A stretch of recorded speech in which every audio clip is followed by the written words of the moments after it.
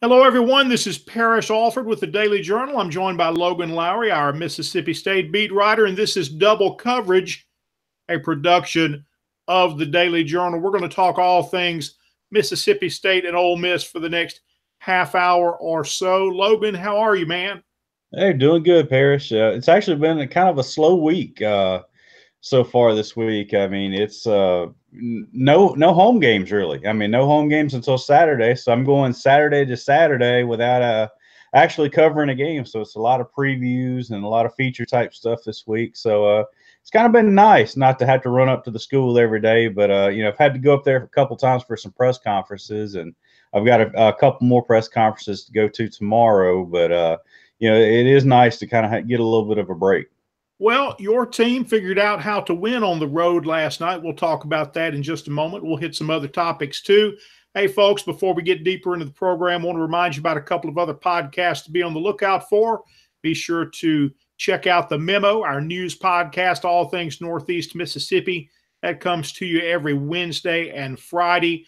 And check out Prep Rally for all your high school sports needs. That's every Wednesday. Logan and I are here with you Thursday or Friday, give or take, depending on what's going on with double coverage. Logan, let's talk about the Bulldogs a little bit. Neither State nor Ole Miss had been able to figure out a way to win on the road. And frankly, it's just something that you have to do if you're going to find a path to postseason. You're just really not going to get there by winning only your home games. And neither of our teams have won all of their home games anyway. But what do you think clicked for State on the road last night? Well, I think it was two similarly teams. I mean, both teams rely a lot on their defense, and that really wasn't indicative with the final score. Mississippi State winning that game against South Carolina, 81-76. But it was just a back and forth, knockdown, drag out type of game right from the jump. I mean, neither team really controlled the game at any point in that game. I mean, it was just a close game. Mississippi State was able to kind of take the lead for good right there in the early stages of the second half. They had a really nice run to end the half, actually went into the half up one. They scored 4 points in the last minute or so to take the lead, and carried that momentum a little bit into the second half. And they played a full 40-minute game, and that's what it took. Now, you could tell Mississippi State wasn't used to playing with a lead, because in the last couple of minutes, you saw Quindary Weatherspoon have back-to-back turnovers. One of those was with a 10-second call. He didn't get the ball across half court in the 10-second time. You don't ever see that called in college basketball, especially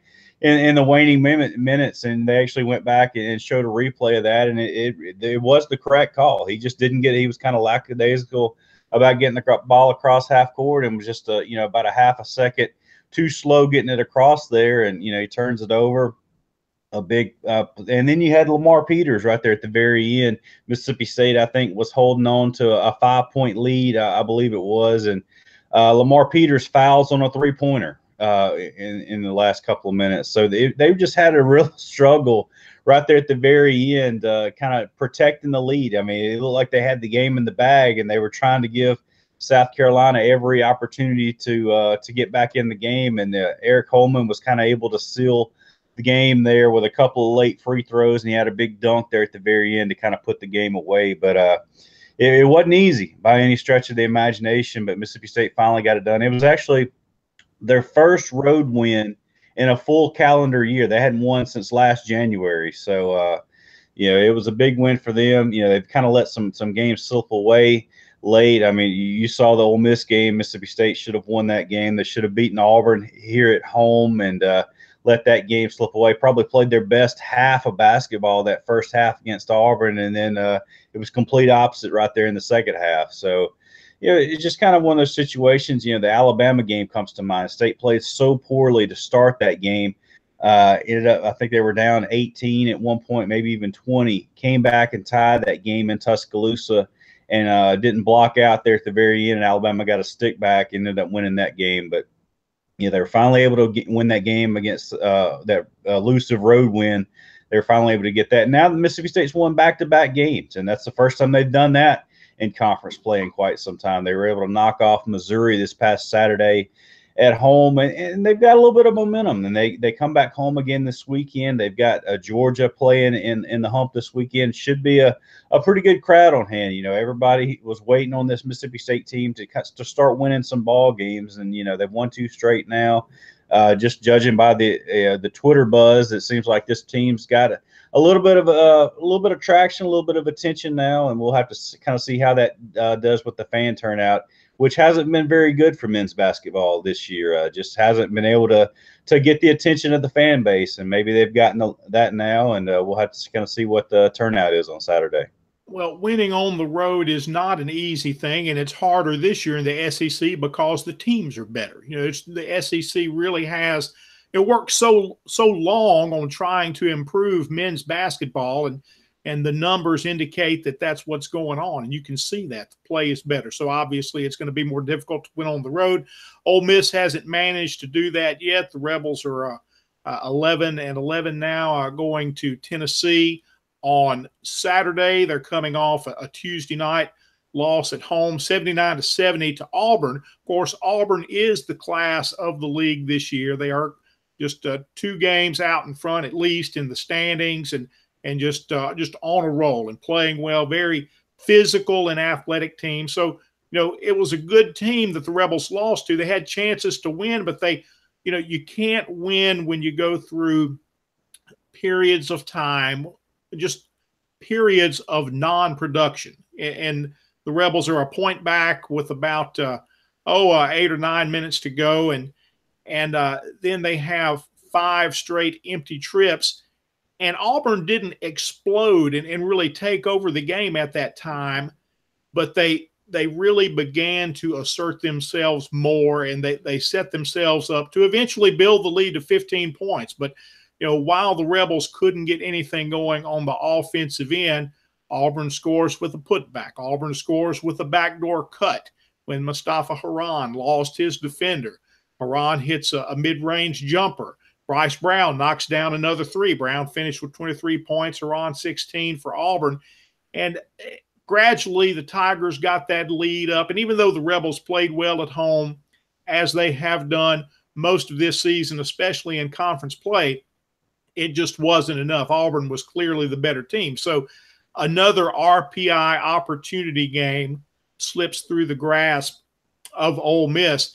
And you keep hearing Andy Kennedy talk about opportunities remain. Well, opportunities at this time of the year have not always remained in the SEC, but this is part of the conference improving. And yes, there are still RPI opportunity games on the schedule for Ole Miss. And while the Rebels have lost a home game now and have really lost 4 of their last 5 because of their wins against Florida and Alabama, the RPI is such that they have a chance. Now they can greatly affect the RPI and can change it if they start winning some of these games. But realistically, that's not what we're watching here. We're not watching a team right now that has shown that it can string wins together and can win on the road, and that's what would have to happen. So, yes, you hear Andy Kennedy say opportunities remain, and they do, but previous performance this season doesn't lend itself to a great deal of confidence that Ole Miss is about to take advantage of those opportunities. Looked like a week ago that the Rebels had turned a corner on the road, even though they didn't win. They were right there against Texas A&M. They had the winning shot go in, circle around, and come out. So that's a road opportunity lost. They go to Arkansas a few days later. They lose 97-93. They're ended at the end, have opportunities to win there as well. But they were less competitive on the road at Texas in the Big 12 SEC Challenge. And against a Texas team that is talented, yes, but in terms of status, probably no more so than Texas A&M or Arkansas this year. That level of team, that was a 4-4 Big 12 team when the Rebels went into Austin, Texas, and they just weren't very competitive in that game. They come back against Auburn. They lose a conference game at home for the first time. Andy Kennedy talked about getting off the mat, and it'll be interesting to see what this team has left for the month of February because, like I said, opportunities, yes, but they've just not shown themselves to be a team that's about to make a big run, and they could surprise everybody. We know this is an important season for Andy Kennedy. Ross Bjork has said that, so that's something to keep an eye on too. Ross Bjork may have a decision to make on the men's basketball program at the end of the season. He chose not to renew Kennedy's contract at the end of last season, so that's a storyline that will get bigger as we approach the end of the regular season. The Rebels, again, are at Tennessee Saturday, and 0-6 on the road right now, so we'll see how that plays out. The Vols won against LSU Tuesday night. So anyway, that sets up basketball. Logan, you got a pretty big one coming up next week on the women's side. I know John Pitts was talking about that in the office earlier this week, kind of making some photo plans for that game. It's already a sellout. What do you expect when South Carolina comes to town? Well, they got a big one before they even get to the South Carolina game, and that you're right. I mean, it's been all the talk here in Starkville. It's a sellout. I think they put student tickets on sale this morning, and so the student tickets sold out in 14 minutes. So it's not going to be. It's going to be one of the toughest tickets. I know during Rick Stansbury's time, he had the saying the toughest ticket in town, and that's kind of what the South Carolina game is going to be this year. I mean, Mississippi State had so much trouble with South Carolina last year. Mississippi State only lost 5 games last year, and 3 of those losses were to South Carolina. They ended up finishing second to South Carolina in the overall SEC standings, second to South Carolina in the SEC tournament, and second to South Carolina in the NCAA tournament in the national championship game. So, it's one of those teams that they still have yet to get over the hump. They played them really right down to the wire, especially in Columbia last year, and had a bad call, and South Carolina took advantage of that and ended up sealing the game right there late. But, South Carolina is not as good as they were a year ago. That's kind of evident they're still a top 10 team, no doubt. But Asia Wilson is their team. And she was such a big part of their team last year, and really a player that Mississippi State had no answer for a year ago. And she kind of just did whatever she wanted to, but she had a good supporting cast as well. And, some of those players have graduated, so she's kind of the focal point of everything that they do. And, some teams have been able to take advantage of that, and they've got, a couple losses this year. So, Mississippi State right now is 22-0, but they go to Missouri tonight. Missouri's a top 15 team. South Carolina and Missouri had a big battle this past weekend in Columbia. So, or in Columbia, South Carolina, I guess I should specify that. But, that's another big battle. Sophie Cunningham from Missouri is such a good player. And Mississippi State went up there 2 years ago to Columbia, Missouri, and were 16-1 at that point, and turned around and got beat by a dozen. So they got beat pretty soundly the last time they went up there. So they know they've got a battle ahead of them tonight, and it should be a big game. I'm actually more concerned about Mississippi State losing their game tonight than I am more so Monday, just because of the the home court advantage that they should have on Monday. It should be a raucous environment in the Hump, and they've drawn so well this year. And Vic Schaefer has got a little thing going right now. He wants to sell out the last 3 or 4 home games, however many they've got left. And if they reach 110,000 tickets sold this year, then he's going to donate $10,000 to the Boys and Girls Club. And I should have a story on that a little bit more in depth coming in Sunday's Daily Journal, just kind of the ins and outs of that. But I thought that was a pretty cool deal that he's willing to do that. It kind of benefits everybody. It benefits his team to have that home court advantage and have those crowds coming in. And it's also going to benefit a local charity too. So I thought that's a pretty cool thing. But right now, women are playing well. They're ranked number 2 in the country behind UConn. Still didn't get any first place votes this week, and they're still trying to earn some respect. But I guarantee you, if they beat Missouri on the road and then turn around and beat South Carolina next week, they should probably have some first place votes coming at some point. Well, Logan, you mentioned the term battle when South Carolina hosted Missouri last week in the women's game. It was a battle because there was a fight. Sophie Cunningham was one of the players that got ejected, as I recall. Saw some video clips from that. So they really did battle. I covered the MSU women and Ole Miss women this past Sunday in Oxford. It was a lopsided Mississippi State win, 20 points as expected. Logan, I was not particularly impressed with the MSU women in that game, as I thought I would be. Now, there are a number of factors there. They got off to the big start. They blitzed the Rebels in the first half. I want to say it might have been 26-5 at one point early in the second quarter, something like that.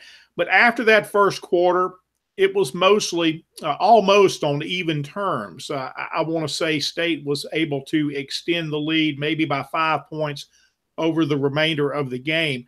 I thought at times they looked a little bit sloppy on the offensive end. They were still so good defensively and such a good rebounding team. They got in some foul trouble that affected them too. But we've talked a little bit about the difference in the depth for that MSU women's team this year. And I thought that showed up a little bit at Ole Miss. I thought that when Victoria Vivens went out of the game with some foul trouble, that State just looked very different when she was not on the floor, more so than in seasons past. And look, it's hard to keep a mental edge against an opponent that you had just beaten by like 35 points 2 or 3 weeks before. And I have no doubt that played into what we all saw on Sunday, as well as the fact that these Missouri and South Carolina games were coming up, but, kind of where Ole Miss fell on the schedule for the Oxford game. But whatever the case, Vic Schaefer was not happy with his team's performance in Oxford. And, and he spoke about that at length after the game, talked about how that the team needs more mental toughness. He says we're fooling ourselves if we think we can win a championship with how we played today, paraphrasing. But he had strong words for his team after the Ole Miss game.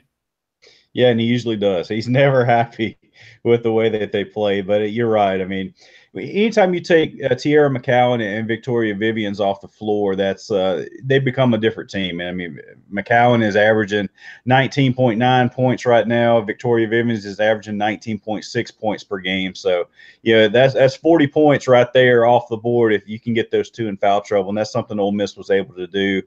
And that's something that has rarely happened this year. They've been able to kind of avoid that, especially with both of them getting in foul trouble. And, I'm sure that Missouri, I'm sure South Carolina both saw that game. They both scouted that game and saw, if you're able to get those two in foul trouble, how different they do become. And you're right, they don't have the bench depth that they had a year ago. So, it's they become a different team. Now, they're so good offensively this year. They're a whole lot better offensive basketball team than they were a year ago. Probably not as good a defensive team. They're still very good defensively, but not quite to the level that they were a year ago. So there's some trade-off there. But, right now, we'll have to see how they bounce back, especially tonight against Missouri when they go in there. And they're not going to have that huge fan base to kind of rely on. I know even Saturday, I'm sure there was a ton of Mississippi State fans in the crowd there at the pavilion, but and there's going to be plenty more on Monday against South Carolina. But tonight is really the game that I'm really interested in watching and just see how they perform in an away environment against a top 15 opponent. Well, I'll tell you what, Logan, we've covered games before where visiting opponents have come in any sport and have been very visible and vocal in their presence and maybe even have taken over the venue. I've not seen that to the degree that I did Sunday when the MSU women and their fans arrived at Ole Miss. I've seen it in different places. It's not surprising the level of success that the Bulldogs are having right now versus that of Ole Miss. Those fans travel well, but they basically filled up the lower bowl of the pavilion. The announced crowd was like 5,100 or something. Well, it must have been 5,000 from State there. And, I'm sitting there thinking there are this many people here for this game, this many for Mississippi State, this small number of Ole Miss fans. I thought Ole Miss might have done better by negotiating with State, almost like a non-conference game, a buyout game. Hey, we're gonna come and we're gonna take this home game. We're gonna move it to Starkville. We'll go ahead and play it there. and you guys write us a check. We'll come down there and play, and we'll take the check too. They could have treated it that way, for the number of MSU fans in attendance at the Pavilion. The Ole Miss women back in action tonight at 6 against Vanderbilt. Both teams are 1-7 in the conference. This was not supposed to be this way for Ole Miss this season. They really thought they would be farther along at this point.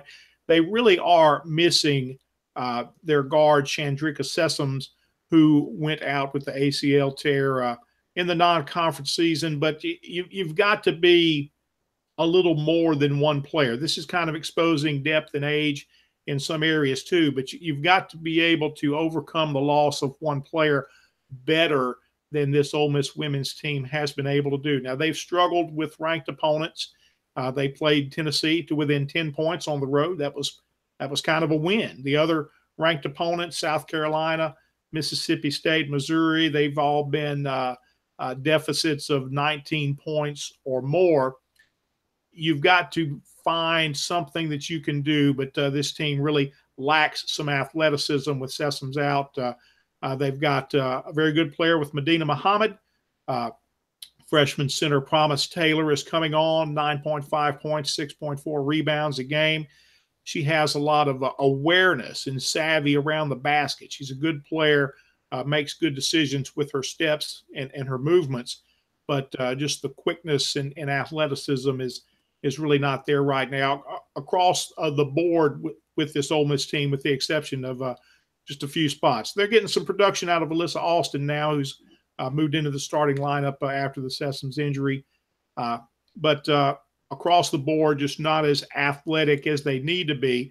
And we'll see if they can snap a 5-game losing streak tonight against Vanderbilt. Shifting gears a little bit, Logan, college baseball's around the corner. The Bulldogs going to open the season on the road at Southern Miss, and it's already a sellout. Yeah, I saw that this morning. It sold out in 15 minutes. And it's kind of the same issue that Mississippi State ran into when the regional was played down there. The Southern Miss fans gobbled up all the tickets, and then they turn around and somebody pointed me to a link. I think it was StubHub that had tickets on sale for the Southern Miss Mississippi State baseball series upcoming for $55 a piece. They're just kind of jacking the prices up. They gobbled them all up, and then they're going to sell them on the secondary market, for more than face value. So it's not going to be a televised series. So the only way to watch it is to actually be there. And, I'm actually going to make the trip down to Hattiesburg and cover that series. So it's going to be fun, especially, if you think back, Scott Berry was ejected in that final regional game between those two. So he's actually going to have to sit out the season opener, Southern Miss's head coach. So it's kind of an interesting, Mississippi State eliminated Southern Miss last year. That's the first series coming up this year. And it should be a good environment. 2 top 25 teams facing off on opening weekend. Mississippi State doesn't travel to Hattiesburg very often. So it's a big opportunity for Southern Miss to kind of showcase what they've got. And, they were able to do that this past year in the regional. Mississippi State won that regional, advanced on to the super regional in Baton Rouge against LSU, and that's where their season ended. But Andy Canizero is going to have all the bullets available for his team. They've got all those injured pitchers that they had last year. It's kind of just a makeshift staff that he had last year. And I'm amazed they got as far as they did with what he had available to him. And I'm kind of interested to see what he can do with a healthy pitching staff. When he just inherited a mess last year as far as the pitching goes, and he was able to kind of piece that thing together and get them, just a couple wins shy of Omaha. So I think that bodes well for his future. I've known Scott Berry, the Southern Miss coach, for many years, Logan, and he's not a volatile, explosive guy. So for him to get ejected from a game is pretty unusual. I remember Scott as an assistant coach at Meridian Community College under head coach Corky Palmer. Before Palmer became the coach at Southern Miss, he would eventually lead the Golden Eagles to the College World Series. But I actually made a bus trip with Corky and Scott and the MCC Eagles to a JUCO regional out in Spartanburg, South Carolina. So lots of good times and stories with those guys on that bus trip. I was working at the Meridian Star at the time. What inning did did Scott get ejected? Do you remember? Because obviously it sounds like he's going to sit out the whole game, but he coached part of that game last year. If I remember right, it was the very end. May have even been the final play of the game. I know it was right there at the very end, and yeah, I don't even remember what the play was, but I do know that he had an arguable point in that game. So yeah, I think it was a case to argue. I don't remember if the call was actually right or wrong. I don't recall. It's been a lot of ball games watched since then, but I do know it was a big deal at the time, and the ball game was on the line. So I think that the game stood on that call one way or the other, if I recall right. But I'm sure there's some people yelling at their computers or yelling at their radio if I'm incorrect right now, but I don't remember. Well, I'll tell you what, Logan, it'll be an interesting series to open the season there in Hattiesburg. Ole Miss will open at home on February 16th, that first day, against Winthrop. And, it's a team that, you usually find good mid-major teams coming through. I don't know what Winthrop did last year, but I know they've had good baseball before, and they're coming from a good baseball league, I believe, in the Big South. So it'll be interesting. It's, not a team while it will be a quality opening weekend opponent, I suspect it's not a team that you would expect that Ole Miss would struggle with. So we'll see. Lots of expectations for the Rebels, at least in the preseason rankings. I think this team can be very good on the mound. Ryan Rollison, the sophomore, is getting a lot of attention.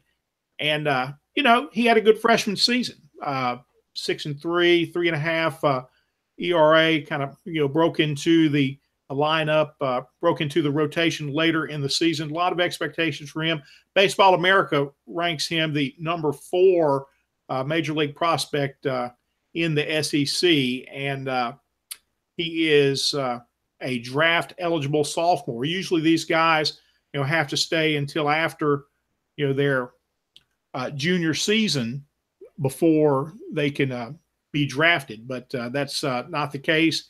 He is of age. He's a little bit older kid, and he will most likely, this will be his last season at Ole Miss. So I think the Rebels have a chance to be good on the mound. I'm really interested to see if they have improved offensively. While they did have the number 1 recruiting class in 2017 last year, most of that was with the pitching. They weren't that good offensively. Sometimes it was a struggle to watch these guys get around the bases. So we'll see if they have improved in that regard. Folks, that's it for this edition of Double Coverage, a production of the Daily Journal. We thank you for clicking in with us today. Be sure to check out the memo, our news podcast, All Things Northeast Mississippi. That comes to you every Wednesday and Friday. And look for Prep Rally for all your high school sports needs every Wednesday. And Logan and I will be back with you next week, a Thursday or a Friday, for another round of Double Coverage.